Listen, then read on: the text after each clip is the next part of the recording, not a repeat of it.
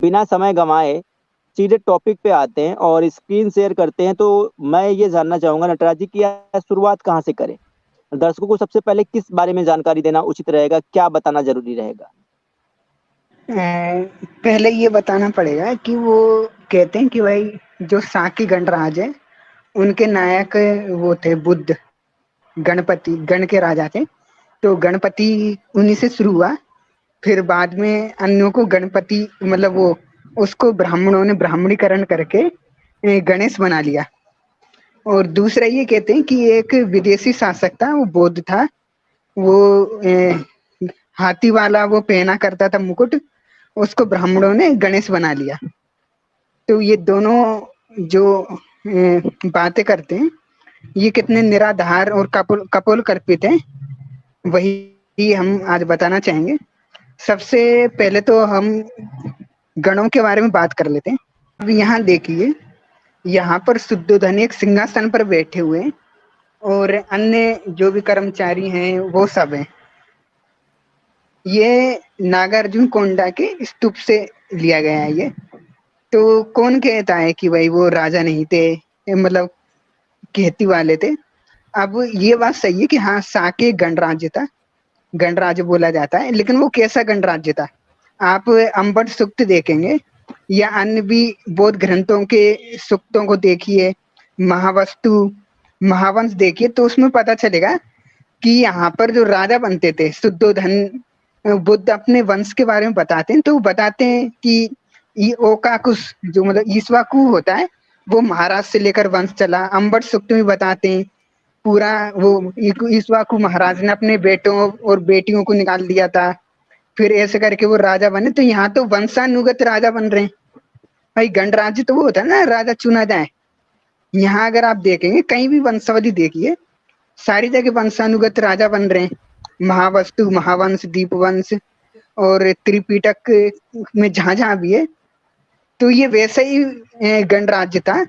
जैसे आजकल होता है ना कि एक नेता का बेटा ही नेता बन रहा है, फिर उसका बेटा ही नेता बन रहा है। तो यहाँ क्रमगत राजा वाला गणराज्य था ये। तो असली गणराज्य वाली बात तो रही नहीं। और गणपति कहा जाए। अब आते हैं गणों की बात, कि क्या जो गण होते हैं वो केवल बौद्ध ही होते हैं? भाई गण अन्य मत वाले भी तो हो सकते हैं ना। अब ये होता है गण। ये पहला जो सिक्का है वो कुणित गण का है। इन गणों के नाम महाभारत में भी हैं और जो हम बोलते हैं क्या नाम है, अष्टाध्यायी, उसमें भी है और इनकी मुद्राएं भी मिली है। ये इस गण के जो सिक्के मिलते हैं वो 200 ईसा पूर्व से लेकर 100 एडी तक मिलते हैं। और इस पे एक तरफ भगवान शिव है और दूसरी तरफ एक हिरन टाइप की आकृति है। और ये सिक्का ट्राइबल कॉइन्स ऑफ इंडिया उसमें है और ब्रिटिश म्यूजियम में भी है। इसमें जो ब्रह्मी लिपि में लिखा है वो लिखा है भगवतो चित्रेश्वर, भगवतो चित्रेश्वर। तो ये जो चित्रेश्वर नाम है ये भगवान शिव का है। इससे पता चलता है कि 100 ईसा पूर्व या उससे पूर्व भगवान शिव का चित्रेश्वर नाम से कोई मंदिर होगा। जैसे आजकल नाम होता है ना सोमेश्वर, है ना, और जगह के नाम से मंदिर हो जाता है बटेश्वर, इस तरह से। तो चित्रेश्वर नाम से कोई मंदिर होगा, उसके शिव का ये अंकन है। तो देख सकते हैं कि कुणित गण वाले जो गण वाले लोग थे वो हिंदू देवी देवताओं को अपनी मुद्राओं पर जगह देखते थे। अब अगला वाला सिक्का निकालिए। इसमें भी जो आकृति है, ये सिक्का है योद्धे और कुणित दोनों गणों का सम्मिलित। एक समय ऐसा था कि शकों के विरुद्ध 3 गण योद्धे, अर्जुनायन और कुणित एक हो गए थे। तो ये योद्धे और कुणित का सम्मिलित सिक्का है। इसमें शिव और पार्वती दोनों सम्मिलित रूप से दर्शाए गए हैं। तो ये भी ट्राइबल कॉइन्स ऑफ इंडिया से लिया गया है। और इस तरह के कई सारे गणों के सिक्के हैं जिनपे कृष्ण, विष्णु, कार्तिकेय, शिव और लक्ष्मी, ये इन सबका ही चित्रांकन मिलेगा। तो जो ये कहते हैं ना भाई ये गण बौद्ध थे, फिर बौद्धों को है गणों को वो करके गणेश बना दिया, तो ये सब गलत बात है। गणेश इसलिए क्या कहा जाता है कि जो शिव गण थे, शिव जी के जो गण थे उनमें वो प्रधान बनाए गए थे। इसलिए गणपति गणेश उनका नाम हुआ है। एक राजा की भी उपाधि गणपति हो सकती है और गणेश को भी गणपति कह सकते हैं, दोनों अलग अलग चीजें। और और उनका अन्य भी नाम थे जैसे विनायक। अब ये तो विनायक शब्द पे भी कोई ना कोई अपना अलग से थ्योरी निकाल देंगे। और विनायक सिद्धिदायक, अब उसमें भी कहते हैं भाई बुद्ध के पास सिद्धि होती थी तो बुद्ध भी सिद्धिदायक हो गए। अब यहाँ देख रहे हैं भैया, वो गणेश को तो कह रहे थे कि भाई गणपति या बुद्ध को चुरा के बताया था। अब यहाँ जो आप देख रहे हैं गणेश जी जैसे आकृति लग रही है, असल में गणेश जी नहीं है, ये ज्येष्ठा नामक एक देवी है जिन्हें कई जगह विनायकी कहा गया है, हस्ती मुख है।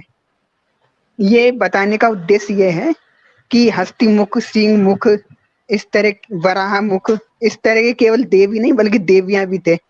अब इसको किससे बताएंगे?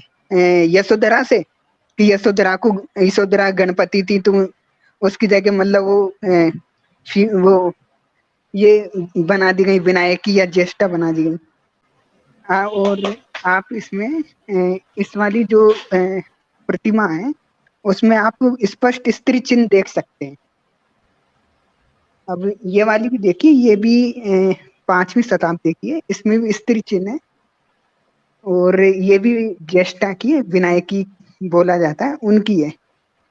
अब अगला निकालिए। अब ये इसमें क्या है, इसमें कई देवियां हैं। ऊपर वाले में देवी, उनमें कोई गरुण मुख वाली है, कोई कुकुर मुख, कोई सिंह मुख। और उसके नीचे वाली जो प्रतिमा है उसमें भी कई जानवरों मुखों वाली देवी है और पक्षी मुख वाली है, गरुण मुख वाली। और जो साइड में एक मूर्ति है दूसरे नंबर वाले चित्र में, उसमें एक देवी गणेश वो हस्ती मुख वाली है, हाथी जैसे मुंह वाली है, जो हमने बताया ना ज्येष्ठा, वही। और ये इतने मुख वाली देवियां हैं, इनकी कथा भी आप स्कंद पुराण में पढ़ेंगे। और ये जो टेराकोटा ये दोनों मिले हैं, ये मथुरा से मिले हैं। जो ना मथुरा में केवल बुद्ध मिले थे, तो ये मथुरा से प्राप्त हुए हैं। और दूसरी शताब्दी से तीसरी शताब्दी यानी कुषाण कालीन है ये। तो देख सकते हैं यहाँ देवी है वो हस्ती मुख है। अब वही गणेश पे तो बोल सकते थे, इन पे अब उनको नया जो भी है अपना कूड़ा कबाड़ा वो फिर से नया सोचना पड़ेगा। अब आगे नई निकालिए। स्टोरी और नया बहाना खोजना हाँ, पड़ेगा। नया बहाना खोजना पड़ेगा। अब आगे निकालिए। ये राजस्थान में जयपुर के पास एक रहे नाम से एक जगह है, वहां पर एक्सकवेशन हुआ था। तो वहां से कई सारे ये मिले थी टेराकोटा। तो उन्हीं में से एक नीचे नीचे जो मैंने लाल लाइन किया गया है वो भी यही ज्येष्ठा देवी हस्तिमुख देवी का टेराकोटा है। इसको और स्पष्ट के लिए अगले वाले चित्र पे आइए। ये देखिए, इसमें हस्तिमुख देवी है और ये 100 BC से लेकर 100 AD के मध्य की है, मतलब फर्स्ट एडी के मध्य की, 100 BC से फर्स्ट एडी के मध्य की। यानी जो बताते ना ग्रीक वगैरह राजा वगैरह उतनी लगभग प्राचीन है। अब उनकी देख के नकल करके बनाते तो हस्तिमुख देवी है, ये काफी बाद में बननी चाहिए थी, उसके 200-300 साल बाद, लेकिन ये तो लगभग समकालीन है। अब अगला निकालिए, अगला वाला चित्र। ये वही देवी जो ऊपर बताया था, यहाँ स्पष्ट रेखा चित्र बताया गया है ताकि वो वाला चित्र अगर समझ में नहीं आ रहा हो तो आप रेखा चित्र में समझ सकते हैं। अब और निकालिए। अब ये जो देवी है इनके प्रमाण कहाँ मिलते हैं, शास्त्रीय प्रमाण कहाँ मिलते हैं? भाई बौद्ध ग्रंथों में तो कहीं नहीं आता है ऐसी कोई देवी कहीं भी।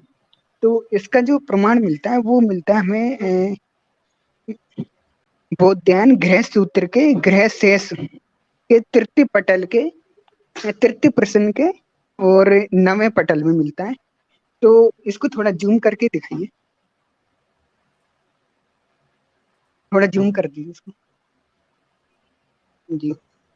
तो यहाँ है ज्येष्ठा देवी या वाहयती। अब मतलब जो ज्येष्ठा देवी है उनका आह्वान किन किन नामों से करें? तो इन नामों में से एक नाम आया है, हल्का से नीचे लाइए, ज्येष्ठा देवी का हस्ति मुखाय नमः, मतलब इन देवी को हस्ति मुख कहा गया है। अब और निकालिए। अब असल में ज्येष्ठा देवी भी कौन है, ये भी समझने वाली। तो इसका जो हमें उत्तर मिलता है वो स्कंद पुराण के नागर खंड के कई जगह 80वां अध्याय, किसी जगह 81वां अध्याय है। तो वहां एक कथा आती है कि एक ब्राह्मण और उसकी पुत्री विष्णु जी के समीप बैठ जाती हैं। तो लक्ष्मी जी देख के क्रोधित हो जाती हैं और जो ब्राह्मण की पुत्री होती है उसे श्राप दे देती है कि तुम आंसू मुख हो जाओगी। तो ब्राह्मण लक्ष्मी जी को श्राप दे देता है कि तुम हस्ती मुख हो जाओगी। तो यहाँ लिखा है देखिए कि श्राप दिया कि इससे तुम गजमुखी होगी। तो जो ज्येष्ठा है वो लक्ष्मी भी है, एक श्री सूक्त आता है उसमें ज्येष्ठा नाम भी आता है लक्ष्मी का। एक और हमने जो टेराकोटा देखा था उसमें कई पशु पक्षियों वाली आकृति वाली देवी थी, गरुड़ है ना लाइन से थी, और साइड में गजमुख वाली भी देवी थी। तो वो टेराकोटा वाली जो बात है वो स्कंद पुराण के 87 या 88वें अध्याय से मिलती है। तो वहां क्या होता है, काशी के एक राजा होते हैं, वो उनको मलेच्छ लोग मार देते हैं और वो रानी वो हवन करती है और देवी प्रकट होती है। फिर उस हवन कुंड से कई तरह की देवी होती हैं। तो इनमें दे रखा है कि उस हवन कुंड उस स्थान पे एक गजमुखी व अन्य बाजीमुखी व अपरा कुत्ते की मुखवाली, अन्य गरुड़ की मुखवाली, मतलब ये देवियां निकली थी। तो यहाँ स्पष्ट दिया है कि पक्षी और पशु इन मुख वाली देवियां और एक गजमुख या हस्ती मुख वाली देवी थी। तो द्वारा वही जो मथुरा से जो टेराकोटा मिला था सेकंड सेंचुरी एडी का, उसको द्वारा दिखाइए उसी वाले को ऊपर ले जाके, ऊपर ले जाके और ऊपर, इससे ऊपर। हाँ ये देखिए, ये पक्षी मुख है, कहीं पशु मुख है, और ये कोने में एक हस्ती मुख है। वहां भी लिखा है स्कंद पुराण में कि एक हस्ती मुख वाली देवी निकली थी, अन्य अन्य अन्य पशु और गरुण मुख वाली। तो यहाँ पक्षी मुख देख सकते हैं, अन्य पशु मुख भी देख सकते हैं, और एक हस्ती मुख भी देख सकते हैं। अब वापस उसी जगह आ जाइए।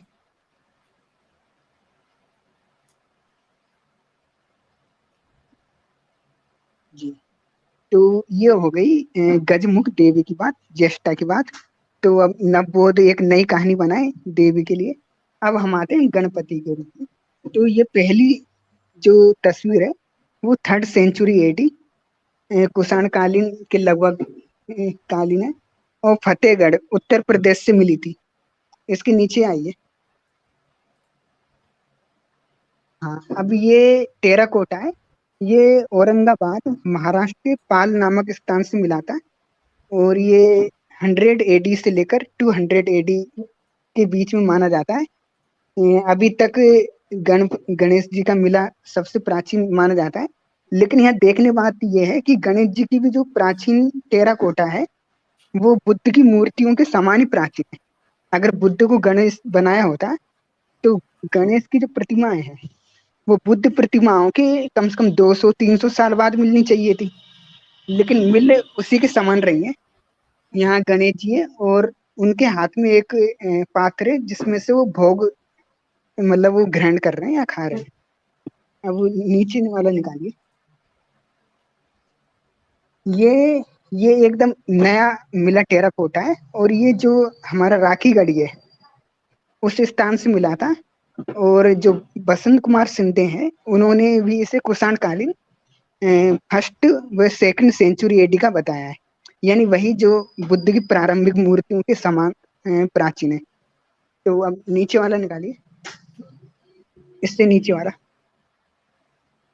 तो यहाँ आप देख सकते हैं कि जो कहते हैं कि भाई गणेश बौद्ध देवता थे, या बुद्ध को नकल करके गणेश बना दिया, या जो शुद्धोधन या बुद्ध गणपति थे उन्हीं गणेश बना दिया, या बौद्ध राजा को गणेश बना दिया। तो उन सबके पूरे जो भी क्या बोलते हैं प्रोपोगेंडा है वो सारा यहाँ धराशायी हो जाता है। अब देखिए, अब एक मजेदार बात देखिए कि गणेश इनके भाई बौद्ध देवताओं को बनाया गया था। तो भैया मान लिया कि इनके राजाओं को गणेश बनाया गया था, लेकिन आप देखिए उनका सम्मान दिया गया है, प्रथम पूजन किया गया है ना। और हर जगह ही मतलब हिंदुओं ने सम्मान दिया है। लेकिन उन्हीं जो बौद्ध राजा थे या बौद्ध देवता थे, उनकी खुद बौद्धों ने क्या दुर्दशा की थी, वो अब आप देखिए। अगर गणेश बौद्ध देवता बौद्ध राजा होते, तो ये देखिए ये बौद्ध देवी है, अपराजिता बोला जाता है। वैसे दुर्गा का नाम भी अपराजिता है, लेकिन एक स्पेशल बौद्ध देवी है बहुत महायान की। देवी है ये। हाँ, अपराजिता है। उनके आप पैरों में देखिए रंगीन लाइन करके, इसको जूम करके दिखाइए। ये जो नीचे रंगीन लाइन की है ना, जूम करिए, कौन दिख रहे हैं आपको?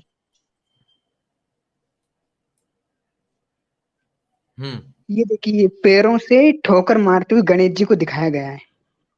ये गणेश जी को अच्छा। पैर से ठोकर मारते हुए, ये नालंदा से मिली हम्म हुई है। हम्म। मतलब एक और निकालिए, ऐसी यानी सैकड़ों यानी मूर्तियां हैं। नटराज जी, यानी यहाँ पे गणेश जी का अस्तित्व तो सिद्ध होता ही है, साथ में ये भी सिद्ध होता है कि उनसे कुंठाग्रस्त लोग भी उस समय थे। हाँ हाँ, और वो बौद्ध लोग थे। ये देखिए, हाँ, अब और ये तो निकालिए, गजब का फैक्ट है। और निकालिए। ये ये पेज खत्म हो चुकी है ईपी पे। नहीं, इससे ऊपर वाला निकालिए, ये इससे वाला। ऊपर वाला। हाँ, इसको भी जूम करिए। ये हाँ, ये नहीं नहीं, इससे नीचे वाला, इसके ये ना। नीचे वाला। हाँ हाँ, इसको जूम करके दिखाइए इसको। ये देखिए, ये भी बौद्ध देवी के पैरों तले गणेश जी को गिरते हुए दिखाया है, और पैरों से कुचला जा रहा है। ये देखिए भैया, ये तो तुम्हारे बौद्ध देवता थे, ब्राह्मणों ने नकल करके बनाए थे, और तुमने हाँ, तो फिर उसी तुम, को हाँ, खुद के देवताओं को क्यों करेंगे ऐसे? ये भाई, ये ये तो बौद्ध सारा राजा थे। धराशायी हो गया प्लान। हाँ, ये देखिए, तो ये हो गया है गणेश जी पे जो छोटी सी प्रस्तुतिकरण था वो। और आगे जैसे हाँ, भी अभी नया बहाना लेकर आना पड़ेगा नटराज जी, आपने गड़बड़ कर दी इनको। कुशवा जी कुछ बोलना चाहें तो बोल सकते हैं। जरा फिगर जरा लाइए, वो जो छोटा सा एक गणेश जी हैं या फिर वो कहीं वो कौन से हैं, थोड़ा सा उनको दिखाइए। हो सकता है कि इस वीडियो को देखने के बाद से कुछ लोगों को सदमा लग जाए और वो सदमे में ये कहने लगे कि नहीं, ये तो वो गणेश जी नहीं है, ये आपके गणेश जी को नहीं दबा रखा है, ये हमने उस हाथी को दबा रखा है जो दूषित लोग से आकर के हमारी अम्मा के पेट में घुस गया था। हम्म। तो वो थोड़ा सा वापिस समझना। खोलूं? हाँ हाँ, जरा उसको दिखाइए, मैं देखना चाहता हूँ, थोड़ा सा मैं देखना चाहता हूँ कौन देवी है भैया।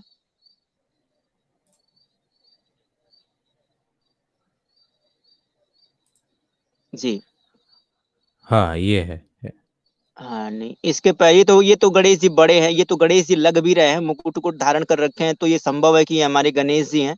और इनके अंदर इतनी जलन थी, इतनी ईर्ष्या थी, ये इतने घटिया लोग हुआ करते थे। मतलब देखो आज की तारीख में अगर किसी धर्म और संस्कृति के आराध्य को अगर ऐसे दिखाने का प्रयास किया जाए तो भैया बवंडल हो जाएगा। हम्म। अरे कुशवा आधे जी, आधे आपको जी जी। ए, आधे। ये उसकी तो कथा तो क्राइम है मालूम बहुत होगी बड़ा। ना, अशोका बंदन की कथा तो मालूम ही होगी। उसमें जी क्या जी है कि बिल्कुल। थोड़ा सा जिन देवता के आगे बुद्ध जी को थोड़ा हाथ जोड़ के दिखा दिया था। उसी में अशोक ने मतलब उस कथा के अनुसार हजारों जैनों जैनियों को आजीवों जिंदा को जलवा जला दिया। दिया। अच्छा। 10,000 हाँ, जैनियों को जिंदा जलवा दिया था उसने। और मैं ये कह तो रहा हूँ नटराज जहाँ जी, से अगर कर। आज की तारीख में, नटराज जी, अगर आज की तारीख में ऐसा दृश्यांकन किया जाए तो मैं समझता हूँ कि आधे आधे किलो के पाव भाव भर के तो परमाणु बम फूट पड़ेंगे। क्यों? बिल्कुल सही बात है। लेकिन उस जमाने में देखिए हिंदुओं के अंदर कितनी ज्यादा, अब ये एक तरह से कहा जाए तो ये एक हिंदुओं की बर्दाश्त की सीमा हो गई थी। इनका पूरा राजा राजतंत्र पर इनका आधिपत्य था, सारे के सारे राजा इनके गुलाम हुआ करते थे।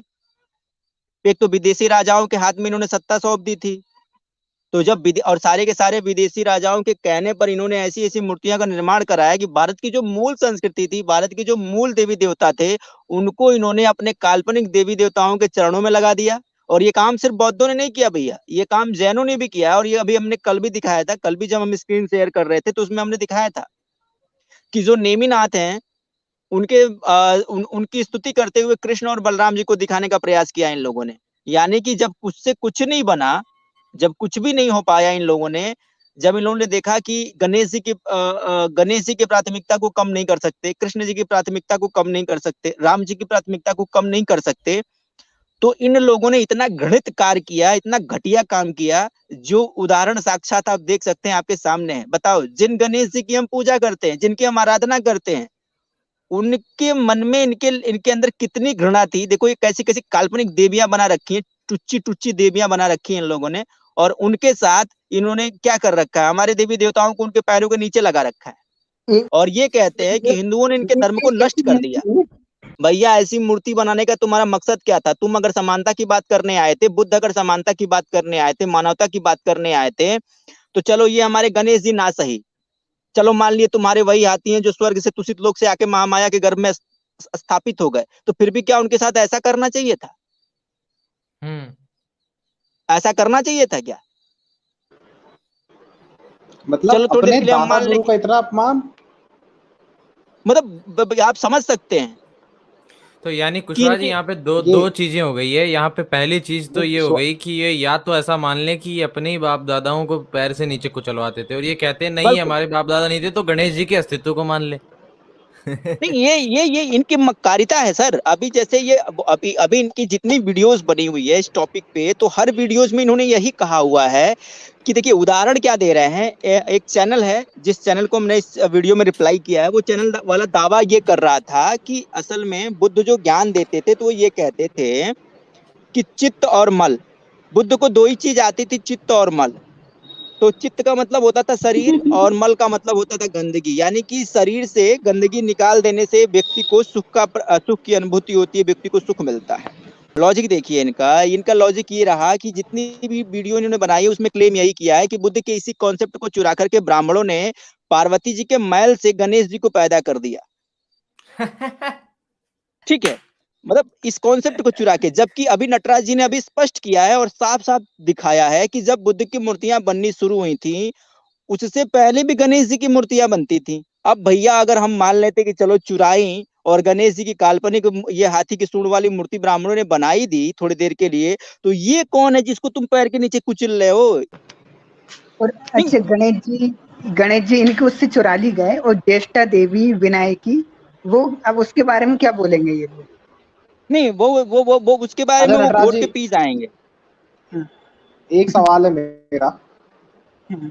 यहाँ ये प्रश्न कर सकते हैं कि ये जो देवी कचर रही है गणेश को, ये बौद्ध देवी है, इसका क्या प्रमाण है? साधन माला और महायान ग्रंथों में आया है, और साधन माला तो बौद्ध ग्रंथ है जिसमें मूर्तियां बनाने का वर्णन है।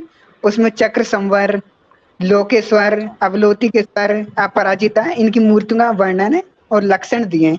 हर मूर्ति के साथ ये लिखा है कि इसमें त्रिदेवों को पैरों तले कुचलते दिखाएं, इसमें गणेश जी को दिखाएं, इसमें हैं? इंद्र को हाथ जोड़ते हुए दिखाएं। अरे हाँ, ये शिलालेख नागार्जुन कोंडा से मिला है, जो वहाँ बौद्ध स्थल था। पहले वो जो राजा थे, वो शैव और वैष्णव थे। पहले वहाँ कार्तिकेय, विष्णु, इनके मंदिर थे, और फिर वो जैसे ही बौद्ध हुए, तो उनमें ऐसा आ गया कि वो हिंदू प्रतीकों का अपमान करने लग गए थे। और उसका संकेत एक तो मिलता है, पैरों तले शिवलिंग कुचल कुचलते हुए दिखाया गया है राजा के, और दूसरा ये अभिलेख है। तो इस अभिलेख में पहली पंक्ति आई है कि मकर ध्वज ना पतितो गो वृक्ष ध्वजैन तापतितम साक्य साक्य लो ध्वजैन इमे चक्रेन स धर्म धर्मे जैना। तो इसका अर्थ मतलब यह है कि जो मकर ध्वज बोला जाता है कामदेव को, जो काम का जो ध्वज है, इन जो काम है, उसको वृषभ ध्वज वाले, वृषभ ध्वज किसको बोला जाता है? वो बोला जाता है भगवान शिव को।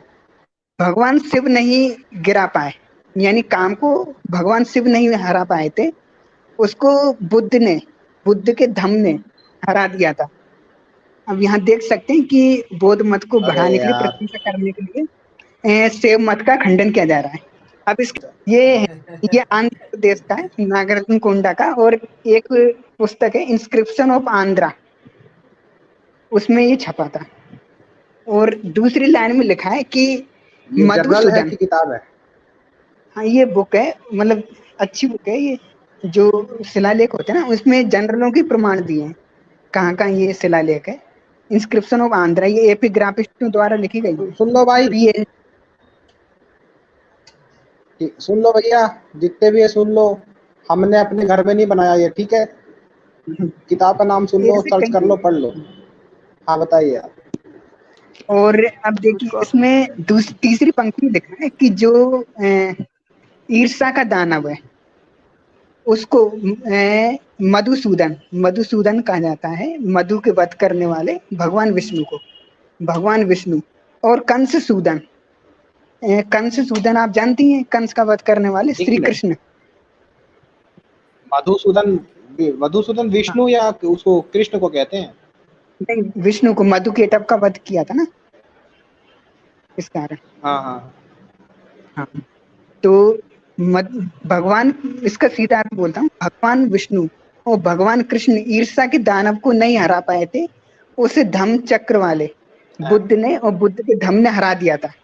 मतलब सीधी बात है कि शिव जी के बारे में कह रहे, वो काम को नहीं हरा पाए थे और विष्णु और कृष्ण जी ईर्षा को नहीं हरा पाए थे, बुद्ध ने इनको हरा दिया था। तो इस तरह से जो होता है नैतिक मतलब पतन दिखा के हिंदू देवताओं का, बुद्ध को नैतिकता में श्रेष्ठ दिखाकर शिलालेख लेखों द्वारा, अभिलेखों द्वारा इन्होंने अपने मत का इस तरह प्रचार किया है। यार पहली बात तो झूठ लिखी है, शिव जी ने तो कामदेव को जला के राख कर दिया था, ऐसी कथा है पौराणिकों में।